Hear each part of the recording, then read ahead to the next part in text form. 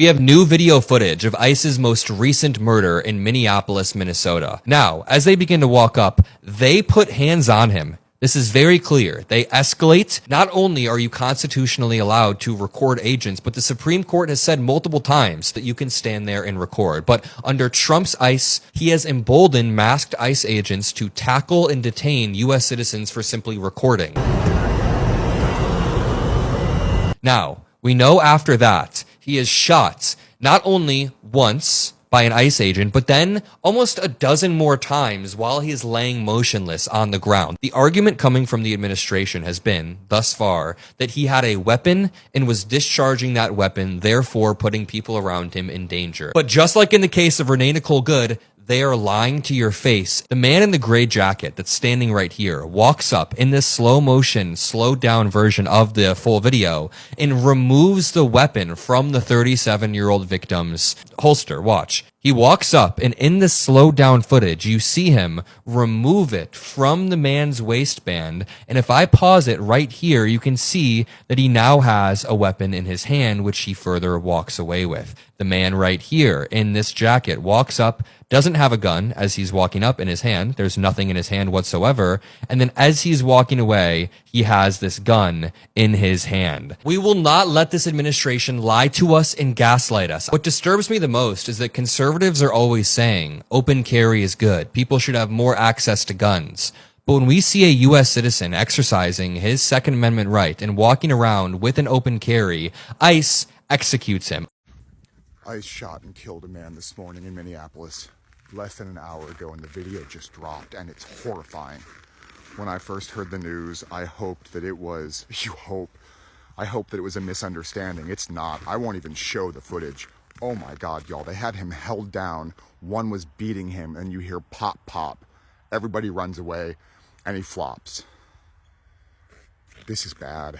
I love y'all. Minnesota, Minneapolis. Let me know how I can help, but this is really messed up. I don't live here, and I just had the biggest surge of anger. More information will be coming from all kinds of places.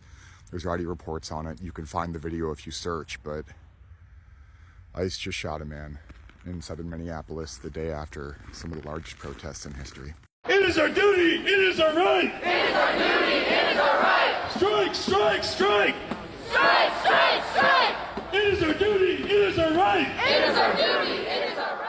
Tens of thousands of people poured into the streets of Minneapolis as part of a general strike demanding ICE out of Minnesota. Ignoring the deadly Arctic cold and minus 20 degrees Celsius wind chills, demonstrators from all walks of life skipped work and school, joining hands to amplify their voices. Over 700 local businesses stood in solidarity by shutting down, triggering a powerful economic blackout to pressure authorities. Clergy members knelt solemnly at the airport in peaceful protest, with nearly 100 demonstrators arrested but refusing to back down an inch. The march stretched for blocks on end, with crowds chanting loudly and resolutely for ICE to withdraw immediately. They are demanding full accountability for Renee Good's tragic killing by ICE agents and a complete end to Operation Metro Surge. Labor unions, faith groups, and ordinary civilians have united tightly, turning the freezing streets into a fierce battlefield fighting for justice and human dignity. This is far more than a simple strike. It's a thunderous roar against oppression, a testament that people's collective power can burn brighter than the harshest frost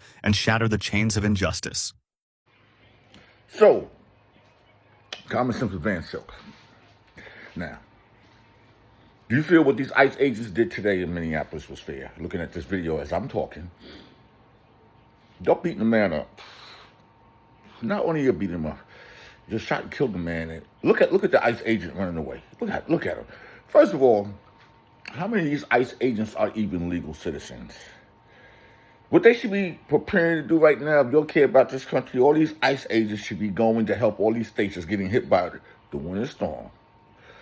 But it's sad that we live in a country where we got American citizens, legalized citizens being attacked to show proof of citizenship by people wearing masks, and we don't even know if they are citizens. To whoever lost their life this morning, may you rest in peace, because the narrative of, oh, he had a weapon. Listen, this man seemed like he was very outnumbered in this situation. And all I can say is right now, There's only one person that has immunity. Her name is Donald Trump. The rest of y'all, I guess the most favorite line in the next year or two, y'all gonna be saying, I plead the fifth. Because we already know what Trump's gonna do. Pam Bondi, anybody he think is crooked, they will get into trouble, and then he will pardon them, especially if the Democrats take the midterm elections. So that way the Democrats can't charge them. But see, there's a lot going on. And we got to understand the rights that's being stripped away right here in this country. If you know what happened in January 6th, this is no different than what's going on in Minneapolis. But see, they got the ICE agents in Florida, but see, they just did that just to say, well, you know, they're in Florida, but see, it's what level. It's a tone down. Just make it real light so it can say that we just not picking on Democrat states. But you know what? There's so many Republican states that needs ICE agents. But first of all, I thought it was about MS-13 and rapists and the gang. How's a 5-year-old or a person that's brown or Asian, now all of a sudden they're criminals? Y'all got your phones, you're getting the people's photo IDs and you're getting the people's photos and y'all just sending it in. You don't have cameras. All the money that y'all have, y'all can't even get cameras. It's like, how are these guys so powerful stepping on the grounds in a governor's state and doing what they want to do? I looked at a whole situation where a police officer was at the gas station, Lieutenant Black, Arizona. And the ICE agents wouldn't even let him go the border, right, 10 feet to his vehicle to go and show him his ID, police ID and badge. No, they wanted to take him all the way down to their office to put him through the rigmarole, and it cost them $13 million in suits, violating his liberty and rights and everything. But listen, let's get back to what's going on in Minnesota. You make sure the midterm election, you'll get out and vote. This is ALGA. ALGA stands for America Loves Great Americans. But as we just sit up here and we watch the patrolling and the protruding of how this government is sitting here and letting these guys kill Americans with no problems, it's a sacrifice that we all have to pay. ICE just murdered somebody. He was on the ground. He was pinned down by several ICE agents. And one of the ICE agents took out his gun and started firing at the dude on the ground. And then when the other ICE agents backed off, the shooter kept shooting the body. Saw a video of more than 6 masked agents pummeling one of our constituents and shooting him to death. How many more residents, how many more Americans need to die or get badly hurt for this operation to end? How many more lives need to be lost before this administration realizes that a political and partisan narrative is not as important as American values? How many times must local and national leaders must plead with you, Donald Trump, to end this operation and recognize that this is not creating safety in our city? You said you were open to working to them to bring down crime, but you don't want to be in the immigration enforcement business. Fair distinction. But if they say, yeah, we'll do the immigration work, just control the perimeter, and when we are looking for violent, criminal, undocumented immigrants, although they probably won't use that vernacular, will you help us? What about that sweet spot? Look, I'm not going to agree to anything right now on the spot simply because there's not a lot of trust that's baked in. They're saying this is about murderers and rapists, and like if it were, again, there would be very obvious mechanisms to work together. This is not what it's about. This is about terrorizing people. This is picking Somali and Latino people up off of the street that are American citizens. This is discriminating only on the basis of are you brown and then virtually no discrimination thereafter, which, yeah, is resulting in people that are completely innocent, completely American citizens, have done nothing wrong whatsoever, getting detained, getting ripped apart from their families.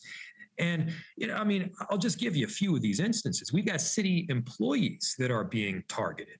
We'll have a few public works employees out there filling potholes or whatever, and the three ones that are brown will get ID'd and be stopped and even potentially detained. And you got the one person that's white not. All right. I hope the meeting is something beneficial because we are desperate for better.